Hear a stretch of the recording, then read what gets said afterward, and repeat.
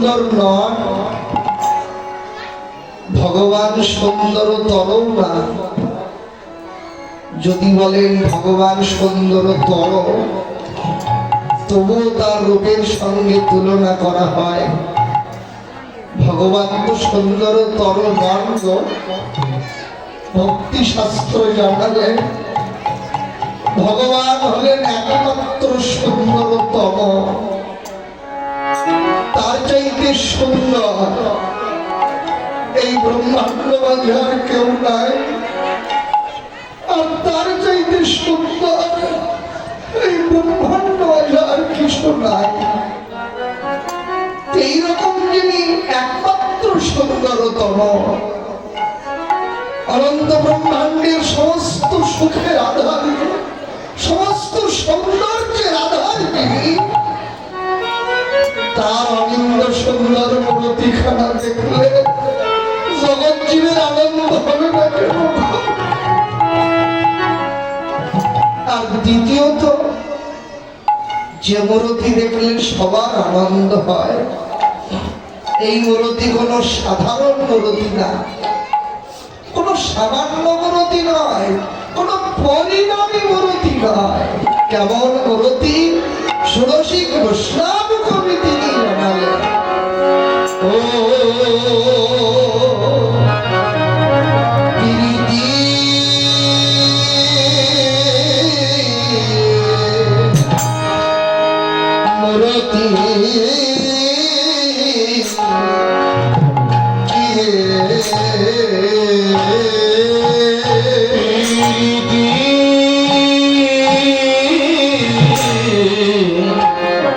মূর্তি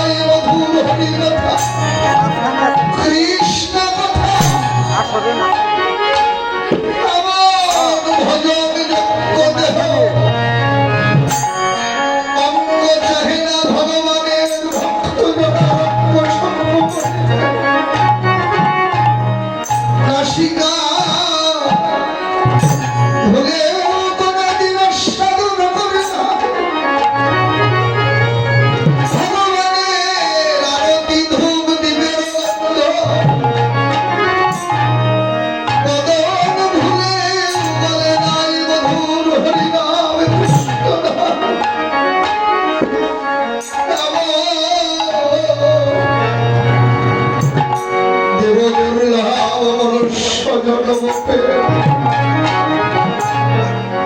রসনায় কত কিছুর স্বাদ গ্রহণ করে,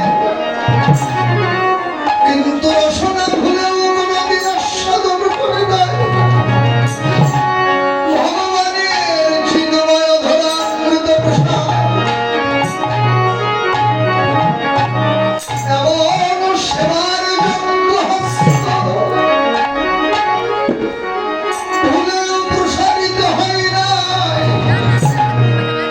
দুটি তুলসী দল চন্দনে চর্চিত শুভময় ভগবানের রাঙা চরণে নিবেদন করিতে এমন কটিকাল কল্পের বহির্মুখ ভজনে সাধন শূন্য জীব ভাবুক জানালে অনিত্য পরিণাম। জীবের মুখে নাই কৃষ্ণ নাম, অসৎ সঙ্গে সতত মগন হইয়া মায়ার দাস করে নানা অভিলাষ হরিনাম করে দিনের বেলায় হরি ভজনের সময় মেলে না, দিন কেটে যায় অর্থ উপার্জন পরিবার পরিজন পোষণ। রাতের বেলায় হরি ভজনে নিমগ্ন হব, কিন্তু হায় আমার দুর্দৈব এমনই মন্দ ভাগ্য। রাত কেটে যায় সুখ নিদ্রায় সম্ভোগ বিলাসে, রাতেও হরি ভজনের সময় মেলে না। এমনি ভাবে আজ ভজব কাল ভজব, কাল কাল বলে বলে জীবনের কত কাল কেটে যায়, তবুও হরি ভজনে নিবিষ্ট হতে চায় না। এমন কটিকাল কল্পের ভজনবিহীন কৃষ্ণ বহির্মুখ জীব যদি কেউ হয়ে থাকে, সেও তার এক জনমের সৌভাগ্যের ফলে হোক, বহু জনমের সৌভাগ্যের ফলে হোক, সদ্গুরুর কৃপা লাভ করে হোক, মহান জনের সঙ্গ লাভ করে হোক, যদি একবার ভগবানের এই প্রেমময় মূর্তি খানি দেখবার মতো সৌভাগ্য হয়, তাহার ভক্তি শূন্য নয়ন প্রেমানন্দে বিভোর হয়ে যায়। আনন্দ হবে না কেন গো? তত্ত্বজ্ঞ বললেন যে মূর্তি দেখলে সবার আনন্দ হয়, ওই মূর্তি দেখলেই মনে হয় কি আহা যেন মূর্তি ধরেছে,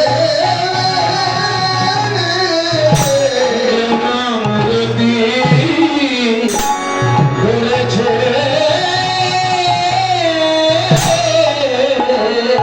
যেন মূর্তি ধরেছে, যেন মূর্তি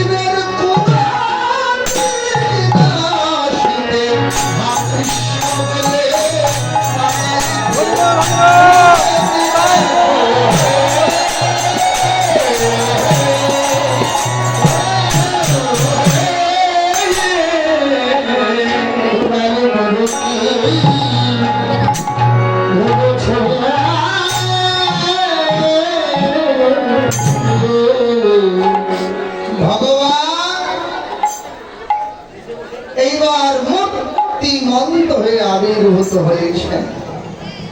কিসের মূর্তি ধরেছেন গো? মূর্তিখানা সামান্য মূর্তি নয়, প্রেমের মূর্তি। কেন এত কিছু থাকতে ভগবান প্রেমের মূর্তি ধরলেন কেন? কি হবে এই প্রেম দিয়ে? প্রেমকে এত প্রাধান্য দিয়েছেন তিনি। আপনারা জানেন যে সনাতনকে নিজেই বলেছেন যে সনাতন সন্ন্যাস লইল যাবে, ছন্ন ছিল মন, সন্ন্যাসে কিবা কাজ, প্রেম প্রয়োজন। প্রেমকে এত প্রাধান্য দিলেন, কি হবে প্রেম দিয়ে? তত্ত্বজ্ঞ জানালেন যে প্রেমই হলো ভগবানের কৃপা লাভের একমাত্র প্রধানতম উপায়। আর কিছু দিয়ে ভগবানের কৃপা লাভ হয় না। ধনে নয়, বিদ্যায় নয়, রূপে নয়, ঐশ্বর্য দিয়ে নয়, আত্মপ্রতিষ্ঠা দিয়ে নয়। ভগবানের কৃপা লাভের উপায় হল প্রেম। প্রেমকে এত প্রাধান্য দিয়েছেন। এই যে প্রেম ধন, অনাদিকালের গচ্ছিত ধন ভগবানের। এই প্রেম ধন অন্য যুগে দেননি। ভক্তি শাস্ত্র বললেন, কৃষ্ণ যদি ছুটে ভক্তে ভক্তি মুক্তি দিয়া তথাপি প্রেম ধন না দেন, রাখে না লোকাইয়া। মুক্তি পর্যন্ত দিয়েছেন, চতুর্বর্গ দিয়েছেন, কিন্তু পঞ্চম পুরুষার্থে প্রেম অন্য যুগে দেননি।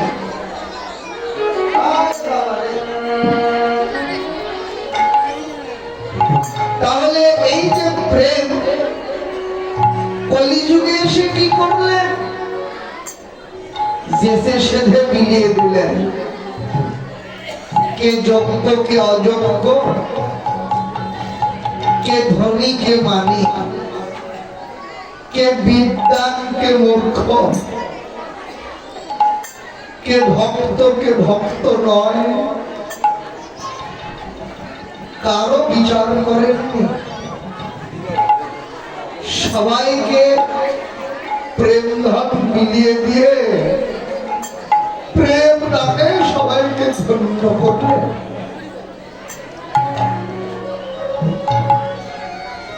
সবাইকে প্রেম দিলেন, একেবারে যেচে সেধে ওজন করে মিলিয়ে দিলেন, কাউকে বাকি রাখলেন না। এই প্রেম যে দিলেন, প্রেম দিয়ে কি হবে?